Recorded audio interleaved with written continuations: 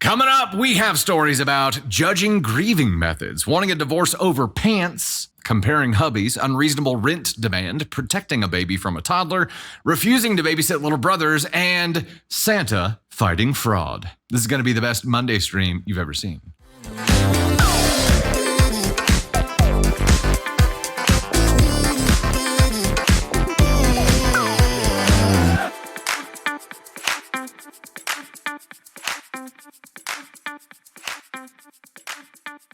Hey there, it's Dusty Thunder, and I have a story for you. This one is from AITA and is titled, Am I the Astronaut for saying my sister-in-law's way of grieving isn't healthy at all and being concerned for my niece?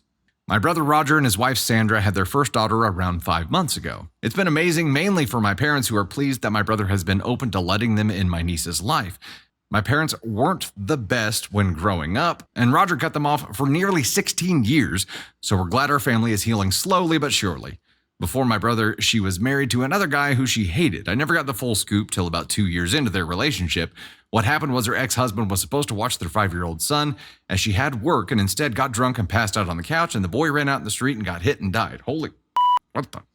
I've always felt sorry for her as I couldn't imagine losing my own child, especially that young.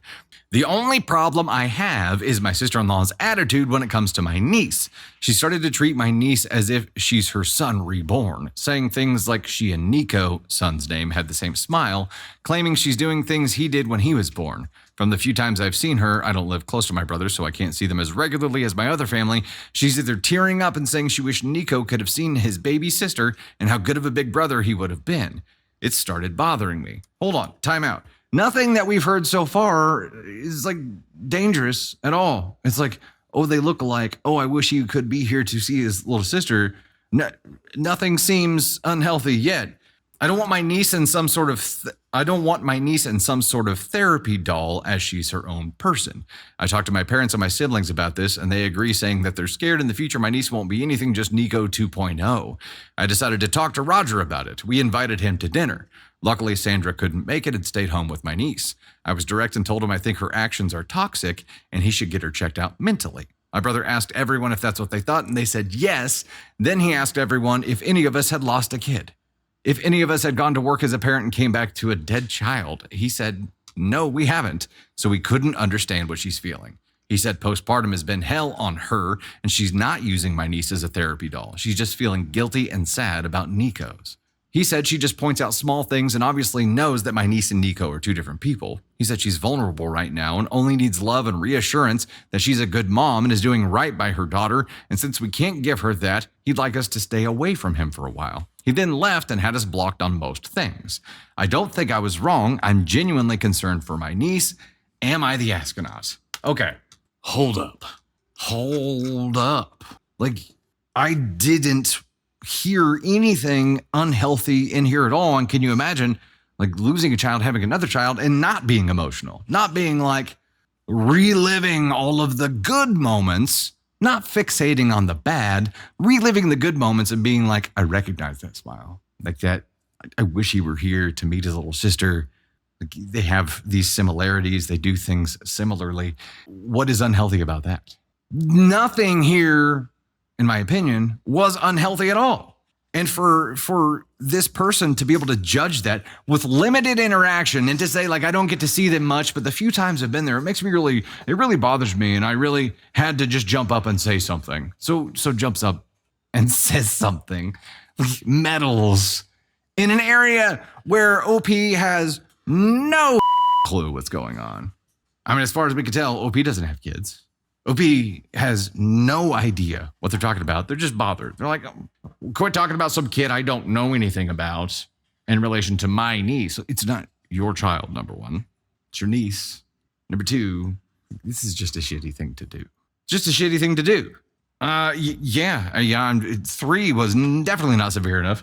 Candy Thunder, in true Sunday night fashion, would you please come up and give us your thoughts here? Ladies and gentlemen, for the first time in the stream today, and for the first time on a Monday live, Candy Thunder. A Monday day live. I guess we have done like a Monday night live before, haven't we? I don't think I've been there. But... Hello! Tata. I I wonder what this person would think of this fact that I still grieve my miscarriages for babies that could never be, because they feel like they are just. I feel like if you've never lost a child, you don't get to judge someone like this, especially after they just had a baby, and all of the hormones that she's feeling make you so emotional, like so emotional. Like you cry for no reason, you get angry for no reason, and it's just all flooding like through your body. And the fact that they are trying to like say that this woman needs therapy because she's still, you don't ever stop grieving the loss of a child, ever. That would never stop. And to think that you're not going to want to have your child there to see their new sibling, or to say that this, I mean, we did that with children that are still alive and saying that Navy, you know, their smile looks like this or their smile looks like that. But you're not allowed to because the child isn't here anymore? Like what? No, I don't. And I do. I compare my children all the time, like, and not in a unhealthy way, but in like Navy does this and Ava did this, or Navy a smile in a picture, and it's like, oh my gosh, oh my gosh, she looks just like Kieran in this picture. Like, that is not unhealthy, and to deem those things unhealthy, we're not comparing in the way that in the person that they are, just in the way that they relate to our family. And I feel like that's what she did as a mom, and that is not unhealthy. OP did not list anything here. I don't know if OP is a brother or sister, but OP did not list anything here that seems unhealthy. I feel like comparing the smile of two kids is a very, very normal thing to do. It's not. OP pitched it in the beginning like she was going to be dressing her daughter up in boys' clothes and calling her Nico. Like, yes, you know, like trying to truly, right. Yes, truly create a therapy doll. And that's not at all what happened. Yeah. Everything was healthy. It's just, it doesn't make sense why someone would have such a negative, judgmental response to this. I think. Why does it bother them so badly? I think what it boils down to is that, in my opinion, it sounds like this family has never experienced loss in that way. Like, if you've never experienced what it's like to have someone like just ripped away from you without any like prior, you know, like not someone that is sick, but to lose someone, like, you know, I was like 11 and I lost my aunt who was 18, and like it was just a car wreck and it happened so fast. And to this day, we still like grieve the loss of her. Like, we miss her in our family, and I can't imagine not having those feelings. Like, I can't imagine not wondering what it would be like if she was here. Like, and I think that's a healthy way to remember somebody, not negative. And I think that these people don't have that. Like, if you had that, you would understand it, but they don't have that loss where they and they're not even trying to understand.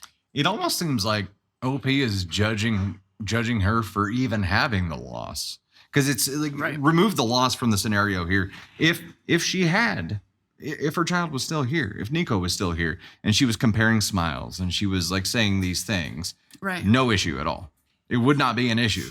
But because this child isn't here, it's like that's a mark against her in OP's eyes, and OP is judging her for having this loss. Like, heaven forbid, OP, you ever experience a loss. That's what that's exactly where I was going. I think to them, Nico means nothing, right?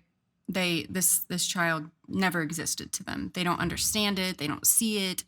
But to the husband, green flag, by the way, to the husband who, you know, stood up for his wife and stuff, like he chose to be in a relationship with this woman, and he understands that he's trying to be there for his wife because he took that on. When you are with somebody who has lost something like that, you are agreeing to take that on, and he did that for her, and he stood up for her.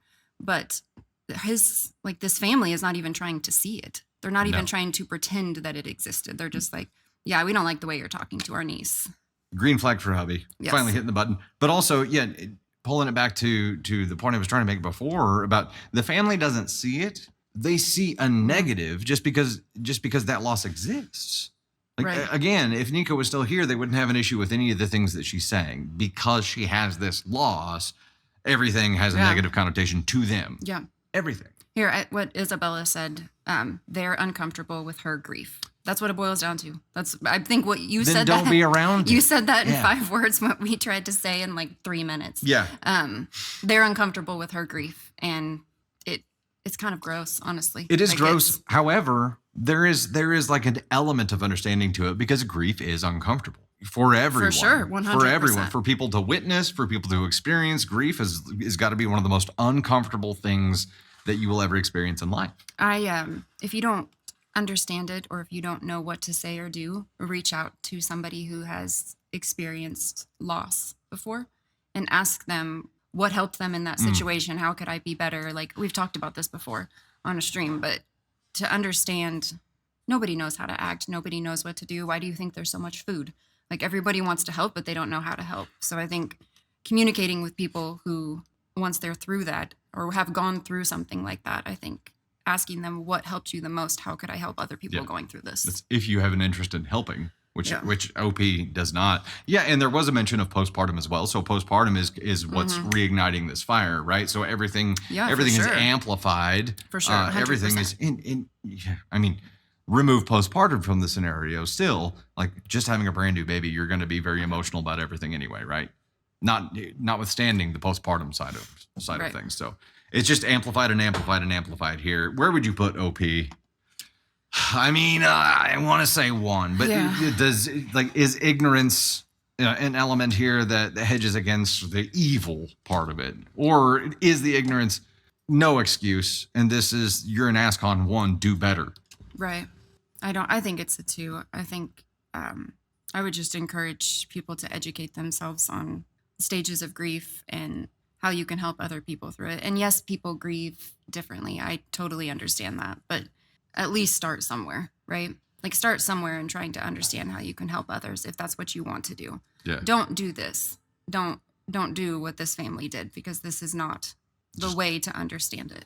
Judging is not right. I don't know. But there was no interest to help either. That kind of leans me toward a 1. So it's like, because there was no interest in helping or understanding at all. Yeah, go ahead. I'm doing it. I'm here at a 1.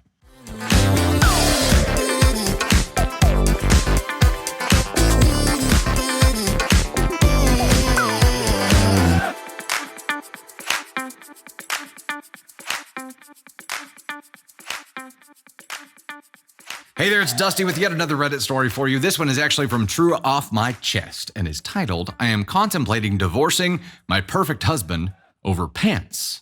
We got married quite young and it's been 20 years since. He's been a good dad to my daughter from a previous relationship and we are raising our underaged son. He's supportive, cooks, cleans, takes care of our house, and takes time to date me. The one thing is that he's explosive. If something doesn't go as planned or he's irritated, he will curse and yell. Not at anyone in particular, but in the general direction of gods, if you get my meaning. And as fast as it happens, it always goes away quickly. He doesn't hold grudges, nor is he ever physically or actually threatening. When I was younger, it was easy for me to tolerate and disregard, but now I'm really bothered by this. None of us are perfect, and I've also been known to be temperamental in my younger days, but I feel that with maturing, I have gone more the route of thinking first, acting accordingly. So the issue at hand. Recently, my closest brother lost his battle to cancer. The day of the funeral, everything started. My daughter and I were almost ready when my husband started showering. Fine, he's a guy, he doesn't take that long. Then his jacket was wrinkly and he wanted to use a steamer on it, but that didn't work, so he was running around the house screaming at it.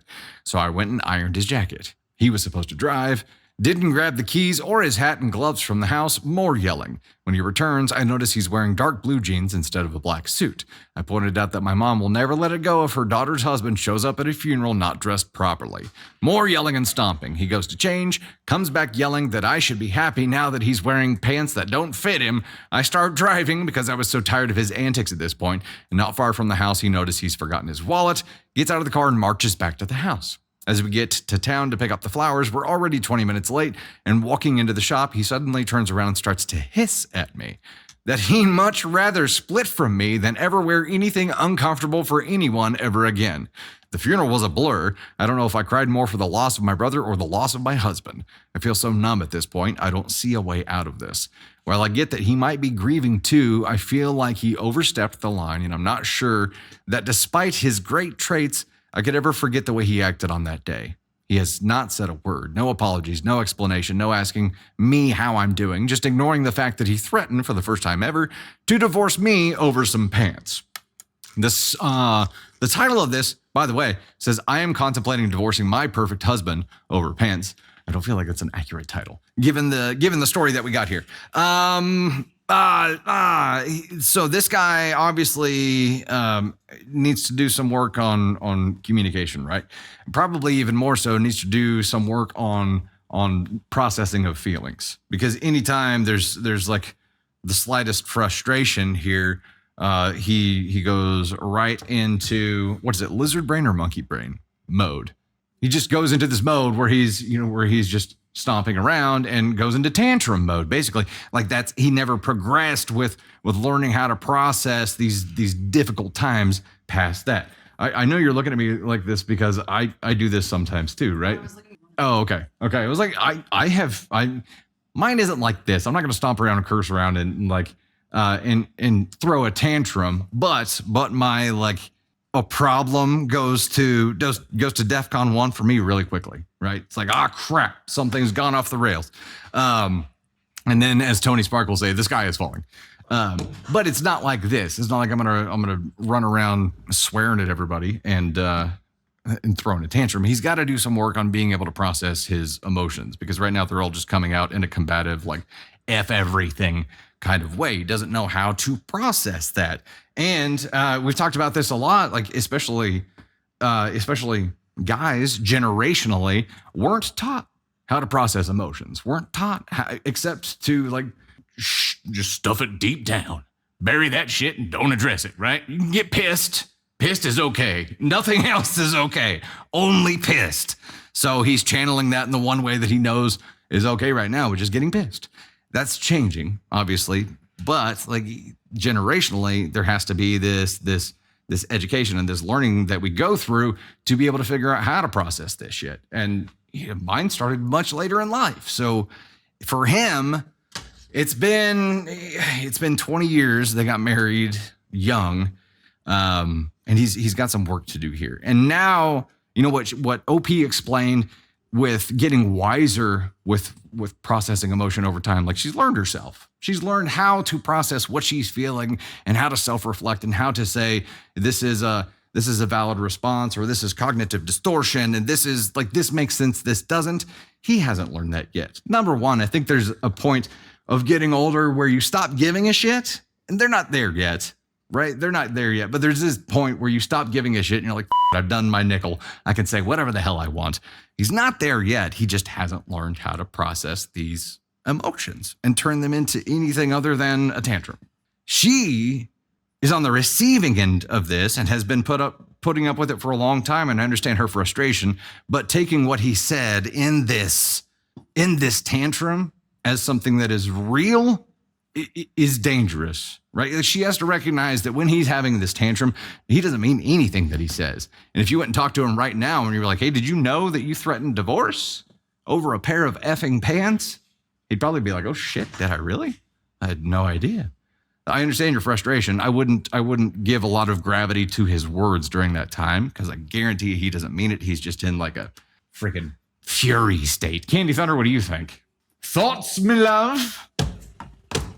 I think that men in the past have been taught to not have emotions, and like you said, to shove it all down. But I think we can all agree that the way that he is acting is toddler-like. He's throwing a tantrum. Like, at the end of the day, I think the question is why. That would be my question. Why is this your response every time something doesn't go as planned? Why every time you get irritated?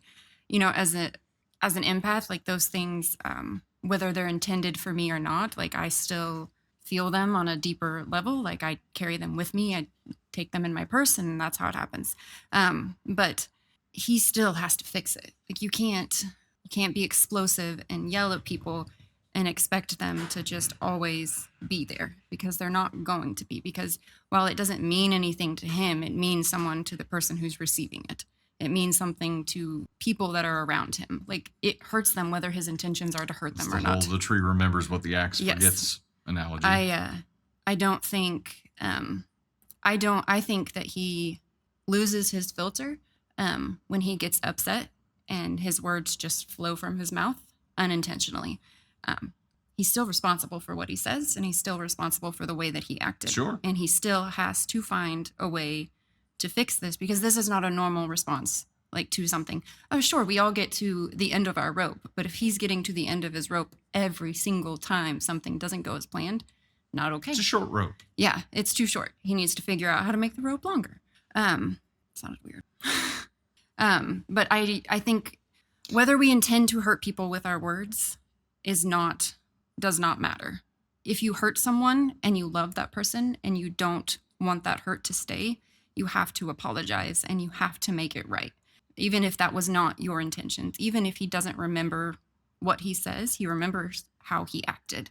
And it kind of reminds me of like Leah after the Rob thing on Love Island. Like, and people just spew venom. Tony Spark perks up.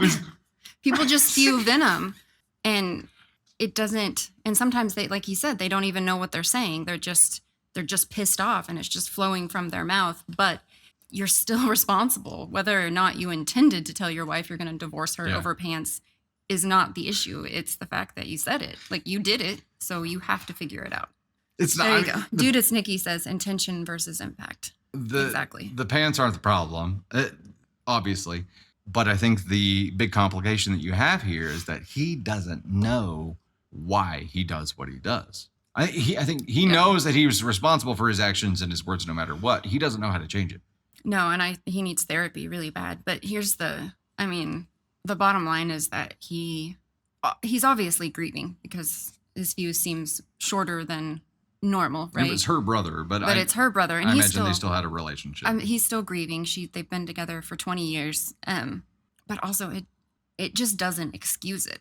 And the fact that it happened on her brother's funeral is like it, it's like it's even worse. It makes it so much worse. And he needs to apologize and he needs to get in therapy. And those are the two things that would keep me in this relationship.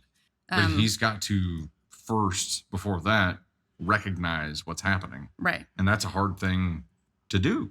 That's a hard thing. Like, how could OP help him recognize what's happening? Maybe just sit him down and say, hey, here's what happened that scared me into this conversation. And I need you to know that this has happened so many times before that we're at a tipping point now where you have to do something to fix this. Here's what I think is happening. Right.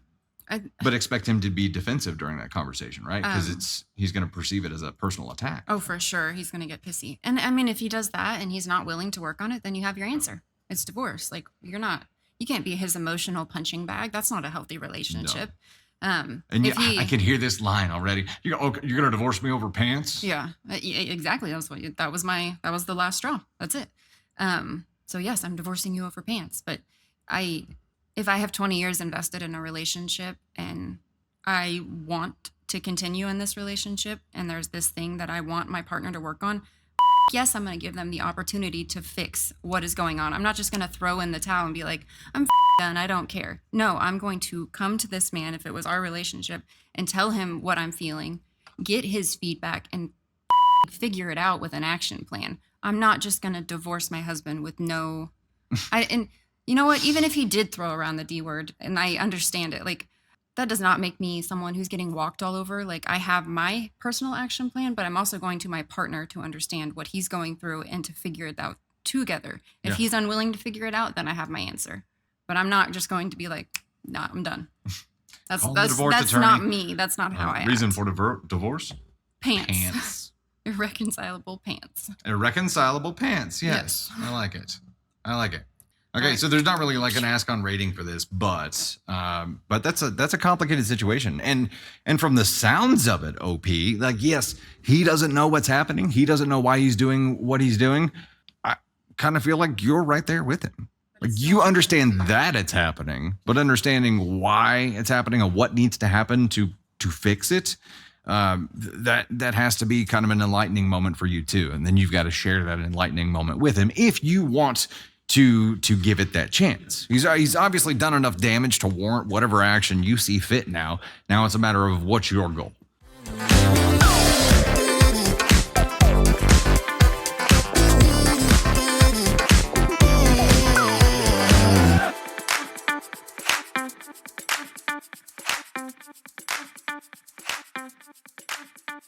Hey there, it's Dusty with yet another Reddit story for you. This one's from AITAH and is titled, Am I the Astronaut? My husband is better than my best friend's husband. I'm writing this post because my best friend's, Kate, husband's, Bert, called my husband, Tim, an asshole.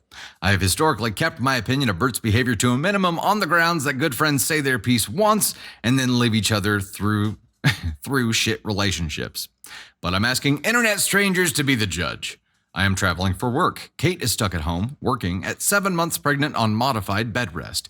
Generally, during the week, I drop by once or twice to bring her family some dinner. Tim cooks extra portions once a week to share, cheer her up, read her oldest a couple of bedtime stories so that mom can go to bed early and get some sleep. Bert works an office job. Stressful, I'm sure, but during her pregnancy, he's been working longer and longer hours, salaried, not overtime. She's been sad and a bit lonely. Yes, I've suggested counseling. With that for background, this evening she and I were texting. It was about 6-ish, and she got a craving for a taco place near my house, importantly, near Bert's office. She said she asked him to grab her some on his way home. He said he's not stopping. He's got work at home and she should just DoorDash something close. This makes her extremely sad. She's irrationally sad, but you be the judge. Because he used to surprise her with her favorite tacos and now he can't be bothered. As one does, I tell Tim. I'm 3 states away, so it was just part of our chat as I was getting back to the hotel and getting ready for a work dinner. I got back from dinner and Tim had gone and picked her up tacos, remembered the bag of things I'd collected for her and the kid that were in my car, and pulled a tuna casserole from the freezer. Bert hates tuna casserole. He dropped them off on the porch and just texted her that there were some things I wanted her to have. Then Bert gets home. Did he bring tacos, coloring books, or a good attitude? No, he did not. He called Tim to tell him that he was an asshole for showing him up. Other colorful language was also used, including some fairly sexist nonsense. He also texted me telling me to keep my husband away from his wife. Tim did respond rudely when Bert called. Kate says he told Bert he was a failure as a human, a man, a father, and a husband. Time out. Time out. OP's husband right now. Okay. To do something like this because your wife's bestie's husband can't be bothered by it, that's one thing. To just do it. But then for him to go on the offensive here and be like, you MFer. I'm like, okay, look, doing it was one thing. You attacking me for doing it, like, don't just double down on your assholery here, buddy. Kate says he told Bert he was a failure as a human, a man, a father, and a husband. Apparently that caused Bert to scream expletives so loud their daughter started to cry. Not good. Tim then hung up on Bert, blocked him, and texted Kate that if she needed someone in an emergency, she knew where to call, but he wasn't putting up with her shit husband any longer. It's a giant cluster, and I have no idea what's going to happen. My husband feels bad things escalated so much, particularly since their daughter was crying. He feels like an asshole now. Obviously, Bert thinks he's an asshole. I think he's a sweet man. What do you guys think? There's an update, but before we get into that, thoughts. How hard is it, Bert, to get some freaking tacos? I bet he was off meeting up with Ernie. Yeah, you know, typically, as a husband and father, whenever your wife is pregnant, like you're going to be on a heightened sense of duty to try and take care of her, right? And Bert has gone the opposite direction, and maybe that's normal. I don't know. I'm not going to judge him for going the opposite direction, but in this particular situation where he actively chose not to go above and beyond, but below and short of, is it the opposite? Choosing that and then having somebody else who picks up his slack, doesn't ask for thanks, doesn't give him active shit for not doing it, just does it. To, at that moment, decide that he was going to get pissed at them for doing something nice, he became the biggest douche canoe asshole there ever was or will be. He is a brozo that cares more about his pride than his bride, and that pisses me the off. Add to injury here, she's pregnant. He's like, no. If I'm not going to get you your craving, nobody is. So now it's control too. Now it is, I'm going to withhold and I'm going to control you through my withholding, and I'll be damned if someone else gets you what I said no to. She's not your toddler, Bert. She's your wife. What the is wrong with you? And still, green flag to OP's hubby for when Bert went on the offensive here, being like, no, you know what? You. You're a failure. You're a piece of shit. He got to feel like a good person and a badass at the same time. OP's husband turned into Captain America. It's amazing. Except he cursed. Cap would never, right? Cap would never. Paula, OP's husband, is what husbands ought to be. All right, let's dive into the update. Here it is. Emma the astronaut husband was nicer to BFF than her own husband. One, I apologize for screwing up the title last time. I was trying to be concise and wound up being wildly disappointing. My apologies. Hopefully this is more effective. This update is shared with Kate and Tim's permission. For reasons, Bert can go himself. Bert did email Tim this morning to apologize. Bert said he had forgotten I was out of town and didn't realize that Tim was dropping off the meal train food. It was a weird email for many reasons, but Tim responded politely, if non-committal. Tim has changed his view of Bert in part because of what happened between Bert and Kate this afternoon. Bert also texted me to apologize, but I didn't get his message until after I landed, and by then everything else had happened. I've elected not to respond. Bert went home around noon after staying at a hotel last night. He got so pissed about this he had to stay at a hotel. Okay. Kate's sister had taken their daughter to the park so Bert and Kate could talk it out. Short version is that Bert has been avoiding Kate because she's not happy during this pregnancy.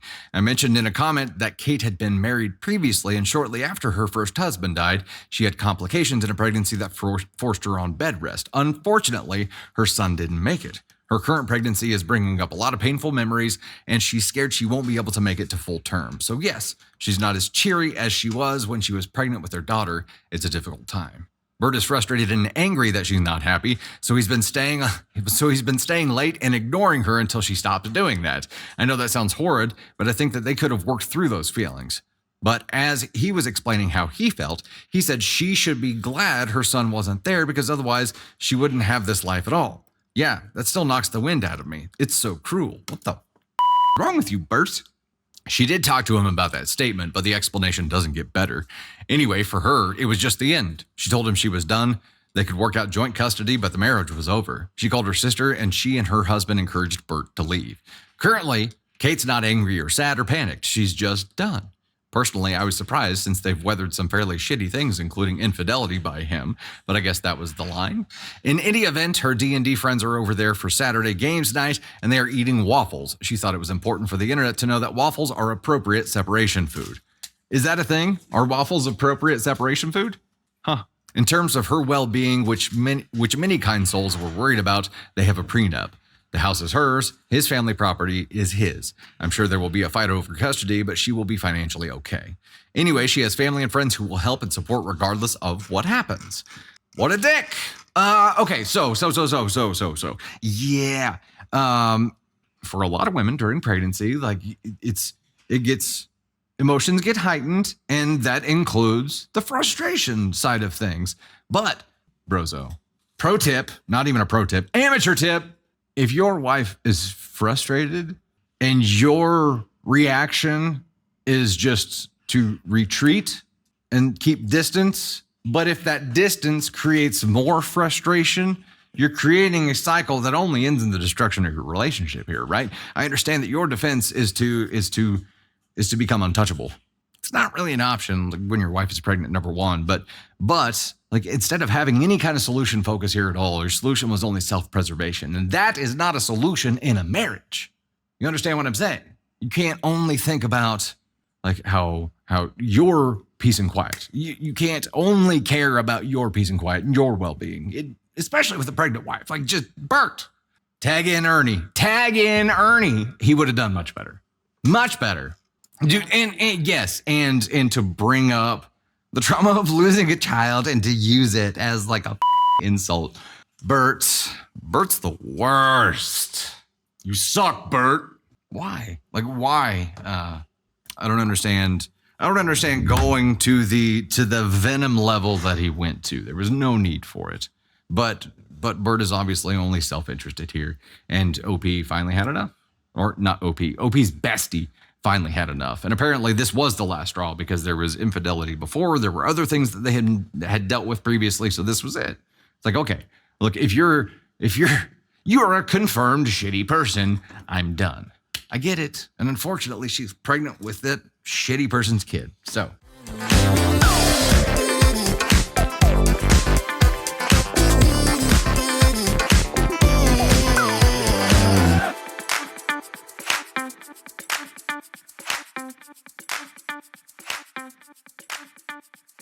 it's Dusty again with another story for you. This one is, am I the astronaut for telling my girlfriend I won't move in with her because her rent demands are unreasonable? My girlfriend and I have been together for a while. While I make good money, my girlfriend actually had a house she's making payments on. We discussed moving in together, and she doesn't feel entirely comfortable adding me to her mortgage, even though we do want to get married eventually.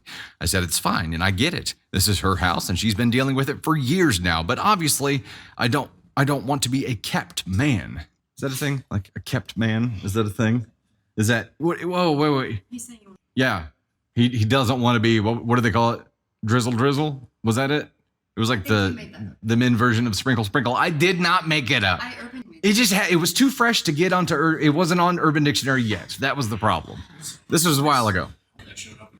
Okay. He doesn't want to be a kept man. He doesn't want to be. He wants to be an active contributor. Understood. I currently rent a place and it's relatively decent for the price. Anyway, we were making calculations and her demand on my rent for her is twice as much as what I pay for my own place.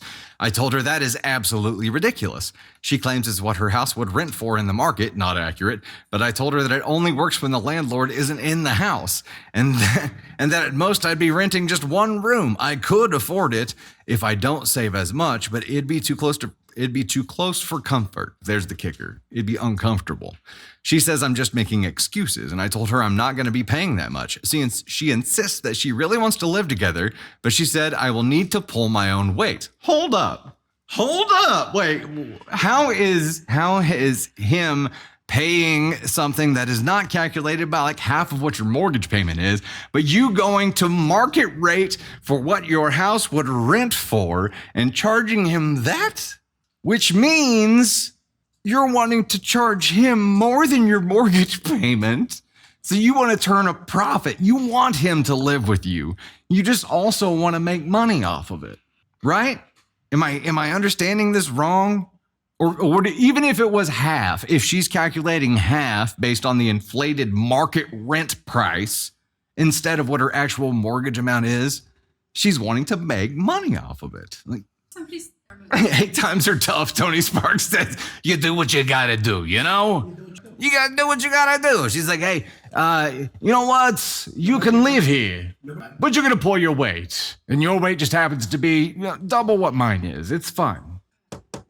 This might be a sexist thing on her behalf, actually. Being like, because you're the dude, I'm gonna give you more of the gravity of having that responsibility. And he's against it. Now, she doesn't come out and say that, but this is not the kind of person that you want to be in a relationship with. This is not the kind of person who's ready for a partnership. I'll say that. This is the kind of person who's probably perfectly stable with situationships, not moving into any kind of partnership relationship. Let's do life together kind of thing. I get I still want to do life independently, but I want you to be here. Like I want to wake up and for you to be here, but I want you to pay me to do that. Even if she's asking him to pay half of the inflated rate, it's still shitty. But I understand, it's like, if we're going to do life together, let's do life together. I will, I'll pay half of the mortgage amount.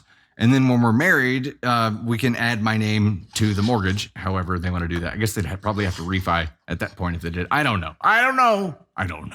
However, this is not somebody who's looking for a partnership. This is somebody who's looking out specifically for their own best interests, and who says, I really want us to live together, but is disproving those words with math. The math don't lie. The math is telling us a different story here, lady. It says you do not want this man to live with you. You want to be this man's landlord, and maybe just general lord. I don't know, Angels, because she said it was not even like the all bills paid thing, but what she was calculating was not based off her mortgage. She was calculating based off of what the market would rent it at, which is going to be much more, either with or without utilities. That's an inflated amount. And to use that just screams like, I'm going to take advantage of you, or I really don't want to live with a person. The math is saying ask on 2. You know what? I think that's fair. I think ask on 2 is a fair thing here for her. Now for OP, still NTA. And you know what? If for no other reason, even if she had based it on 50% of her actual mortgage payment and 50% of actual utilities, and it was a true fair half and half, even if she was willing to put his name on the mortgage. The fact that it was borderline uncomfortable for him financially, he had every right to say, I'm sorry, I can't.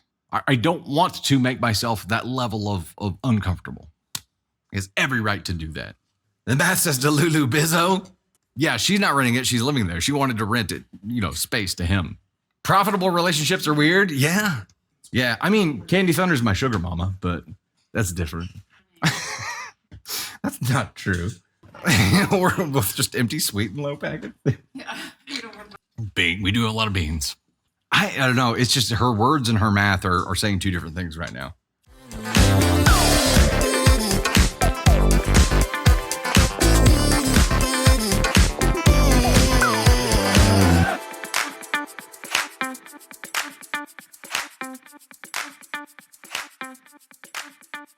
Hey there, it's Dusty with yet another Reddit story for you. This one is actually, am I the astronaut for physically removing a 4-year-old niece from my newborn? I, 25 female, and my husband, 28 male, were visiting my in-laws the other night. It was the first time our new baby, 4 weeks, could be around his cousins, 2 male and 4 female. The 2-year-old does not pay him any mind. However, the 4-year-old loves babies. Prior to the baby being born, we had decided as a couple it would be best for children not to touch our new baby as we are going into winter. This was mostly for my niece and nephew as they are the only kids in our life and they are in daycare and constantly sick. Niece is a terribly behaved child. I don't believe her parents parent her, but I told my husband that we could go around to see how it went since he was optimistic. Okay, time out.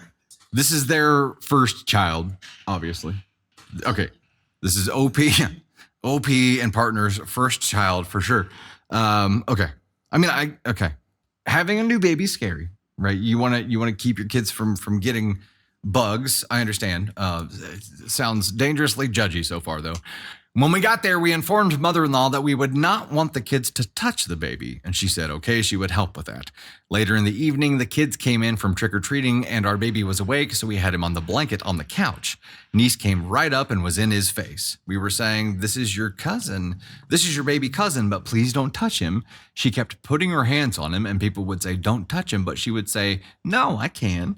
Or she would stop touching him and bring her face 2 inches from his. We would gently remove her hands or push her chin up while saying nicely, please don't touch him, over and over. We would gently remove her hands. Okay, so they were playing ninja defense against a 4-year-old. Her mom called her over and explained germs to her, but she did not care and came right back to being in his face. That was about the extent of what her parents did to try to help the situation, other than saying, don't touch him from afar. After a few minutes of this, I told my husband I was uncomfortable, and he picked the baby up and walked away. Then the baby was being changed on the floor, and after father-in-law was looking at and playing with him, niece goes up and starts touching his head. Husband is behind her and says her name sternly, no, don't do that, and picks her up. Immediately after this, sister-in-law starts screaming at us, saying, how are you guys going to hype up a baby and expect her not to be close to him? We hadn't that night just told her other nights that she was getting a cousin. Okay, so that was her explanation. And then sister-in-law says this also, we're going to have to visit at separate times. My husband responded, nobody was doing anything about the situation, and she kept screaming, she's 4. How do you expect her to understand? She's 4. She doesn't understand boundaries. She can't do anything since she's 4. Mother-in-law also backed up sister-in-law and said to husband, don't be mean to niece's name. Now we are confused. Husband did not yell at niece or hurt her, just didn't speak so gently and picked her up. To us, we did not see his actions as mean and are wholly confused. Also, aside from her mother explaining germs, nobody was helping the situation or doing anything to help niece listen. We believe the mom screaming after was worse for the child than what we did. Okay, we're getting into a text exchange with them later on. Before we get into that though, instead of what's the niece's name? We don't know. Julie. What? Julie, no. Instead of picking her up, and to a 4-year-old kid, that'd be an experience, right? Why do that instead of just being like, here, my baby, removed from situation? Why? The 4-year-old kid's not going to listen. The 4-year-old kid doesn't understand your fears, doesn't understand how you've put like a psychological bubble around your child. A 4-year-old doesn't understand that, and expecting a 4-year-old to abide by the rules that you instituted 5 minutes ago is not reasonable. However, for you as a grown-ass person to remove the thing you're worried about from the threat of the situation, it's pretty reasonable. I do not understand. I can't control other people's kids, but I can take care of my own, Lady Rio. Exactly. And jumping in and deciding you were going to do your own version of parenting for your niece, which was to be stern and pick her up and physically remove her from a situation, screams rookie. Like, they don't know what the hell they're getting into. These are the texts exchanged after. Me, hi there, I feel badly for the way things went down last night. I don't want there to be any hard feelings. I do feel strongly about not having kids in my baby's face this winter since it's not worth the risk for me personally to deal with a sick baby. You didn't help yourself with that line, Opie. I'm sure we could have communicated that expectation clearer beforehand. If staying away from him is something you don't feel is within niece's capabilities right now, we can visit with people at separate times and we are okay with that. I just really hope to not have hard feelings about it either way. I know how tricky it is. OP, your worldview on the capabilities of 4-year-olds is gonna be shattered whenever your kid turns 4. Just saying. Sister-in-law, hi, I don't like how things went down either. I want to start by saying I understand not wanting your newborn to get sick. I never once disagreed with that. I was doing my best to help teach her to understand you didn't want her close to him, but I do not expect her to fully understand that concept in less than an hour, especially because she has always been able to hold and be close to every other baby in her life. I'm not saying that she should be able to hold your baby. That is your boundary to set. Just simply pointing out that her normal when it comes to babies. I do, however, do not understand why you guys think it is acceptable to touch or talk to someone else's 4-year-old child that way. There have been multiple instances in the past where I have been frustrated about something similar, but not quite as escalated as the other night situation with you guys and her.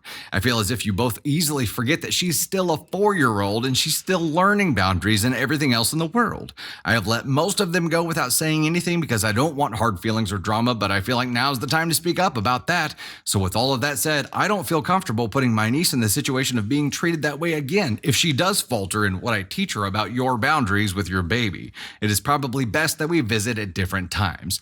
So are husband and I the crazy ones in this situation? Okay, before we dive into the edit on this, come on up. Come on up. I do want to clarify something. The diaper change was over at this point. I think it said that was over, and the father-in-law was in the floor playing with the baby, talking to it, whatever they're doing. And I think I can speak for both of us when I say that if we have boundaries for our child and we don't want our child to be around germs unnecessarily, then we would stay home.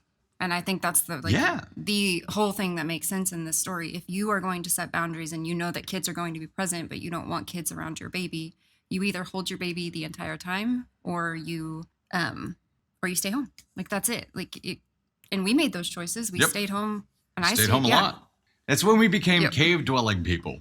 That's if I want a boundary that I'm going to use to protect my children, then that's on me to enforce that boundary. It is not on me to reprimand other children. And I think OP is downplaying what her husband did, because even the mother-in-law, who was on their side in the beginning and was like, I'll do what I can to help with this, was like, you should not talk to her that way. Yep. And I don't care who you are or what your beliefs are, no parent is going to like watching their child be reprimanded by someone else over something. Like, I think, and they said like the baby was on the couch and then the baby was on the floor. If you don't want kids around your baby, hold your freaking baby. Like, that is the bottom line. That is it.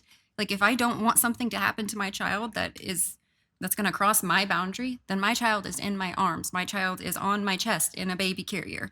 And then it's out of reach of a 4-year-old. They have to do stuff as a parent. Like, you can't go to somebody else's home and expect it to be catered to you in every single possible way. I would never go to either one of our parents' house and expect this. I would just wear the baby or hold the baby or whatever that looks like. But I'm not going to reprimand somebody else's 4-year-old.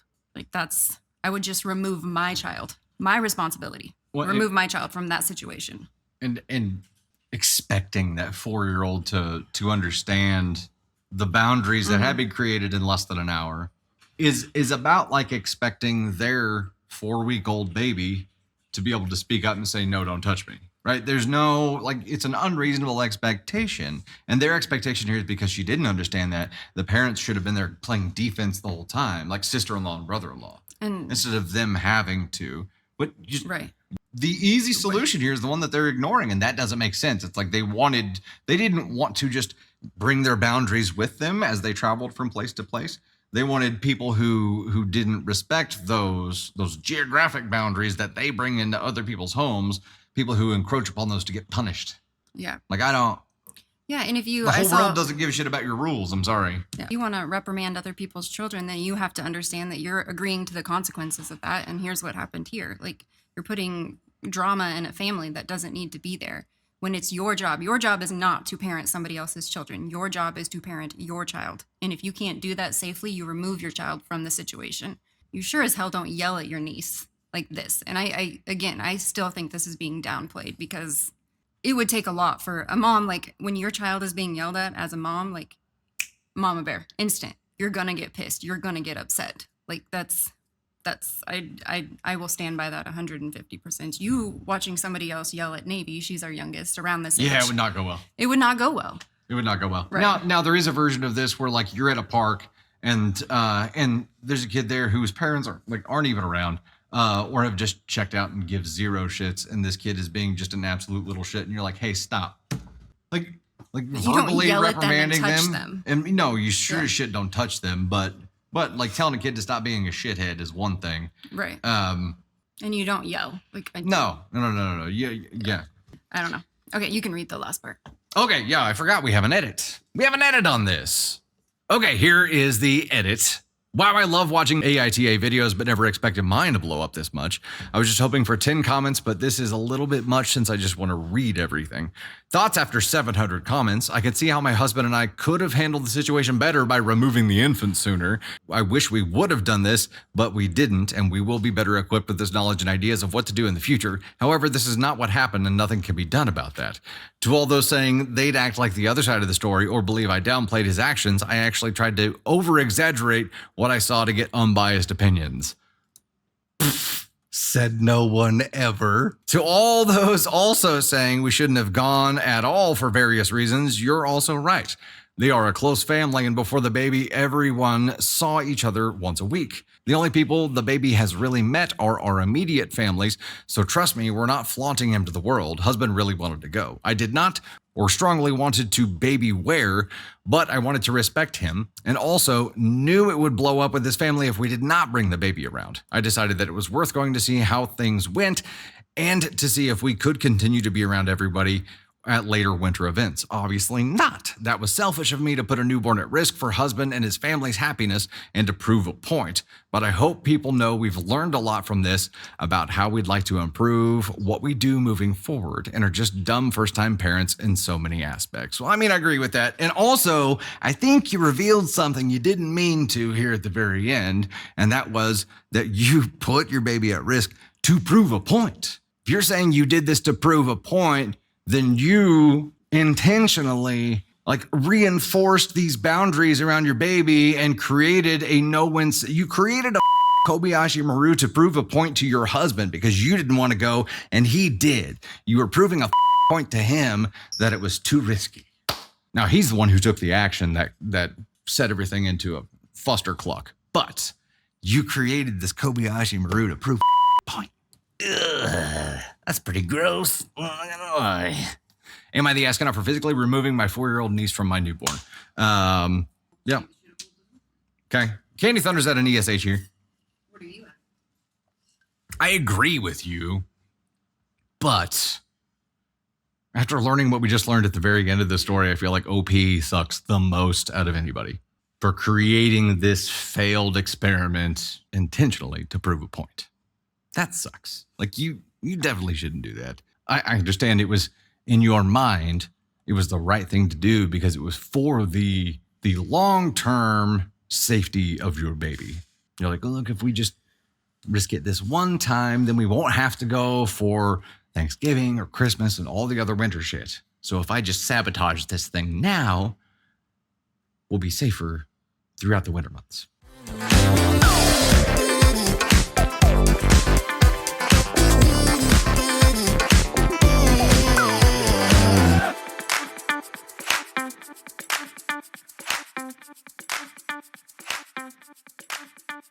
Hey there, it's Dusty with yet another Reddit story for you. This one from AITAH is titled, Am I the Astronaut for Refusing to Babysit My Little Brother Anymore?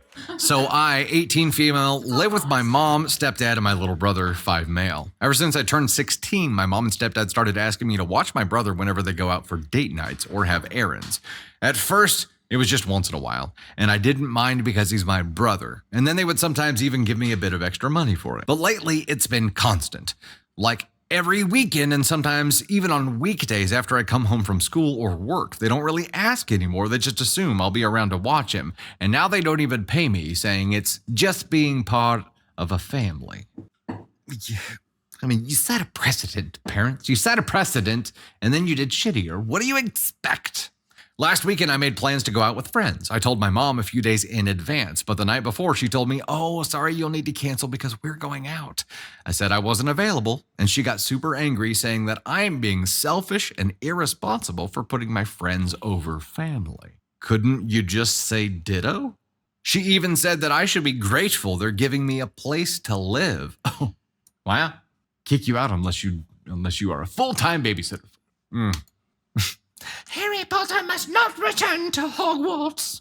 I ended up staying home, but I told her afterward that I'm done babysitting unless they actually ask me in advance and offer to pay me sometimes. Now my mom and stepdad are both mad, saying that I'm acting like a brat, and they're disappointed in me. So, am I the astronaut? Look, guilt is the one thing they have to use against you, OP. Of course, they're trying to lay it on thick right now because what's the alternative? Paying somebody to watch your younger brother. If you don't do it for free, they got to pay somebody. And just telling you that you were going to do it worked for a while. Buttering you up to get you used to it worked pretty well.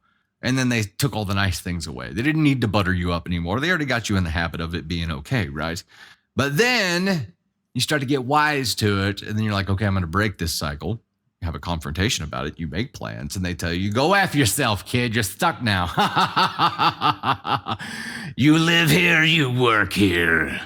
There may be some I know there are a lot of cultural differences about families' involvement in this kind of thing, but at least my worldview and the way that I think it is today, I don't think this is okay. I think if you were going to have, number one, as a parent, I would not feel comfortable asking a child or forcing a child who doesn't want to watch my younger kid to watch my younger kid. Having a disinterested party who doesn't give a shit, and I'm sure she loves her little brother, but who doesn't want to be there, quality of care has got to be drastically less, but you choose to not give a shit about that because you're like, the alternative is paying. But you don't have to be an asshole about it. You know what? If you really need her to babysit frequently, then you probably should go above and beyond to make her happy about doing it. You want her to want to do it. That's the goal. You can't expect her to do it all the time. You can't dictate that she take care of her sibling all the time. It's not right. It's not right. It's not like full-blown parentification, but you guys are going out a lot. It's full-blown parentification. Yeah.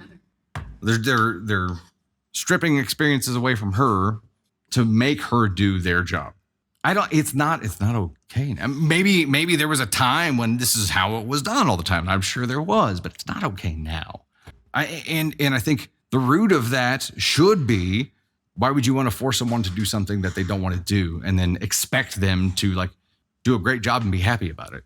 As a parent, that's the root of where I'm coming from is like, if I want you to want to do this because sometimes we need help, it can't be all the time, number one. There's an obvious abuse of that system, but sometimes you do need somebody to step up. They have to want to do it. They have to want to. Angel, I think their goal is for her to do it regardless of if she wants to or not. That's the system they've set up, because at some point they were like, we're doing too much for her. Like, we give her some money sometimes, like we're thankful. We're doing too much. If we really want to abuse this, we're going to have to take the good shit away and just force her to do it. Just suck it up. You live here. And that's what they pivoted to. And of course, because of the precedent they had set, it made her reaction even worse. The resentment is going to build now. Yeah, this is going to be why doesn't our daughter talk to us anymore after she goes off to college or moves on with life? You're NTA here, OP. For refusing to babysit, you had every right to, even if all the other bullshit wasn't behind it. You were NTA. Thoughts here, Tater? So no, for me, this is the epitome of parentification. You're taking away from the 18-year-old to give to, this isn't even about the 5-year-old. This is to take something away from your 18-year-old child to give to yourself. Something that you should be doing. Like they're taking her experience that she already told them about, made plans in advance, and they're taking that away from her in order to do something on their own. And to me, I find this style of parenting disgusting. And I'm just going to be very frank, but the parents chose to have another child. That is their job. Like a 5-year-old can't stay home alone by himself. You do not put that on your 18-year-old to become a parent to the 5-year-old child that you personally chose to have. We offer our teens, like if they babysit, $10 an hour. But I don't think we ever, like the one that's like standing is Ava helps us Sunday, but I put Navy to bed before I leave. So it's like, but I still watch. Yeah, a standing watch with the monitor. But I mean, I still pay her for that. She puts the doc together. I pay her for that. Like I would never expect her to give up an experience. If she had something on Sunday night, then I won't be here. Like that's how it would work. And I don't expect kids to have to give up experiences in order to care for their younger siblings. And it doesn't have to be a monetary thing either. But it's like what is going to make them want to do it. And if for her it was right. Hell, I don't know, like a certain kind of milk, whatever. Like, giving her something special that she's going to desire, that's going to make her want to do it. That's right. It's an inconvenience, and we understand that. So we will give you this for the inconvenience. They said my mom and stepdad, they're acting like they're doing her a favor by putting a roof over her head. But they're saying that she's acting like a brat and they're disappointed. But what the are you doing, mom and dad? Like you're going out to do something that you want to do. I mean, what doesn't that make you a brat? Because this is your child. This is your son. But yet you want to put the responsibility off on someone who did not choose to have this child. And that is... It's party parenting. It's like, we just want to have fun. We don't want to deal with the responsibility. The work side of being a parent. We're not interested in that. That's we just want to party. OP is 18, I think, right? 16 or 18? I can't remember. 18. This started when she turned 16. There we go. So she started when her brother was 3, taking care of him. And I don't know. It just sucks. It sucks for the 18-year-old who did everything right, and now is being called a brat, and her parents are disappointed because she's not stepping up for them to go do the literal thing she's asking to do. Like, just stay home. Where do you have to be every weekend? Yeah. Bingo night.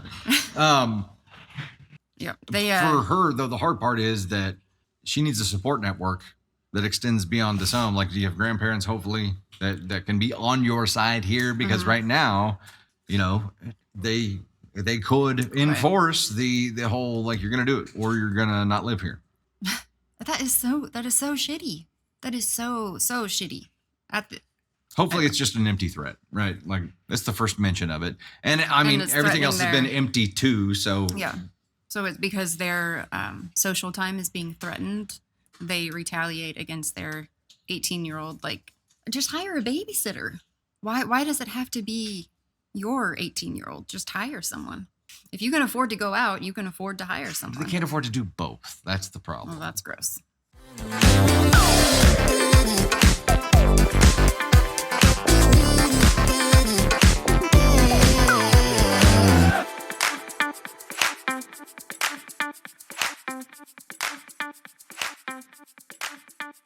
Hey there, it's Dusty with yet another story for you. This one's from True Off My Chest and is titled, Why I Don't Tell Anyone, But Here Goes.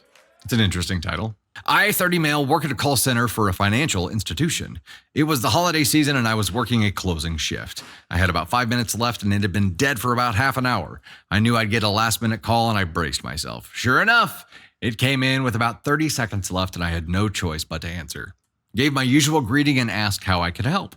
It was an elderly gentleman, probably in his mid-70s at the time, calling in because he got a text fraud alert and his card didn't work. Pulled up all the info I needed, and it turned out the gentleman was trying to order a book online. It was an old book about the universe, stars, galaxies, etc. The kind of stuff that Neil deGrasse Tyson would talk about. The website was fake, probably gathering info to steal like credit card numbers and addresses. I helped him get a new card ordered and all that normal job stuff I have to deal with when fraud/scams happen. He got emotional because apparently his dad gave him that book when he was a teen, and it basically gave him his career, and he's now retired trying to find it at least online. Poor guy was broken up because even on Google he would have to pay, but it was an open source book he couldn't find without having to pay for a copy or a subscriptions he didn't want. But he knew free copies were out there. He had just been at his wit's end when he fell for the scam site. I had just had my second son, and I couldn't help but feel my chest when he was talking. While he was chatting with me, I pulled up my phone and tried my hand at finding the book. It took me all of about 5 minutes to get a PDF of it, but I knew I couldn't send it to him from my work email without getting written up, which I already was at that point, so I did something that could easily get me fired. I took his personal email, and from my personal email, I sent him the PDF of the book. If you work in this industry, you know any type of stuff like that is seriously frowned upon, and I was already on thin ice, so I took a gamble as to whether he'd rat on me or even give me a great review and mention it. I talked to him about the book and my interest in astronomy as well, and told him that I'm sure Santa may be bringing him an early present in his email. He was confused, not knowing what I was hinting at, so I said, if I were you, I'd check my email right now. He pulled it up, and I could hear the smile on his face when he saw it. He was like, would you look at that? Someone sent me the book free of charge and fully downloadable. He said I made his Christmas, and I could hear the tears. I told him Merry Christmas and ended my call. I hope he enjoyed that book. I got fired the next day. I'm just kidding. The I got fired the next day was not part of that. I was like, oh. Oh, shit. No, that's a great freaking story. That's Candy Thunder. I don't remember that line. No, that's great. That's awesome. I mean, risked it. But I could just imagine like having to explain it very plainly for him. I sent you an email. Check your email. What? Oh, would you look at that? I love it. That's fantastic. I'm sorry. Wait, I'm the asshole for that. I think Chad agrees. Straight to asshole. Straight to what? 1? 2. Okay. I'll send myself to 2. I didn't ruin it. I waited a second after the end so you could be like, oh, and then I crushed it. Swept it up. That's why we say get out your brooms, right?